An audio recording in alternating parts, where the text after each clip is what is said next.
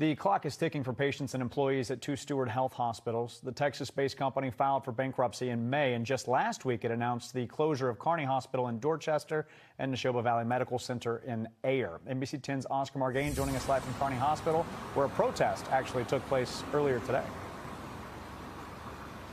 That's right, Colton, and it's not the first protest, and those who care about this issue say it's not going to be the last. Now, workers and patients here at the hospital, they're warning about the consequences of losing it here in this community and are doing everything they can to try to keep it from closing.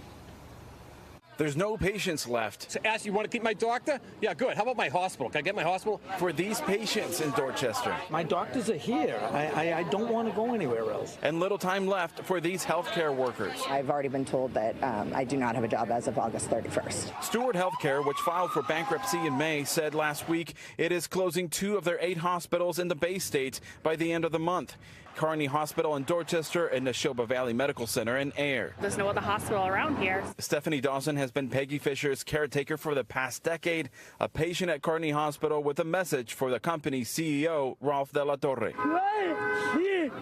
And if she sees him, she wants to give him a piece of her mind. De La Torre has been accused by elected officials of profiting from failing hospitals and dodging a state law that requires a 4-month advance notice of a closure. We should be instituting the 120-day closure period and have a public hearing, which is required by law. The closure of both hospitals expected to impact roughly 1,500 employees. They could sell this property, allow either the state or a bidder to come in and keep this hospital alive. In order to avoid a closure, the Massachusetts Nurses Association is urging the governor and mayors to declare a health emergency, draw from the $8 billion rainy day fund, and as a last resort, seize the hospitals through eminent domain. Looking to make sure we're pulling together the whole landscape of healthcare providers across different city boundaries so that we can just have every resource on the table.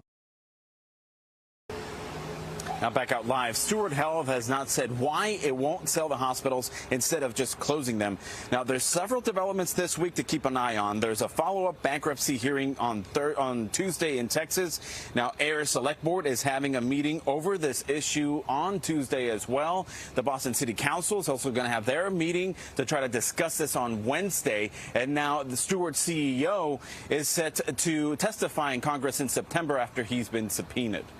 Reporting live in Dorchester, Oscar Margain, NBC 10 Boston.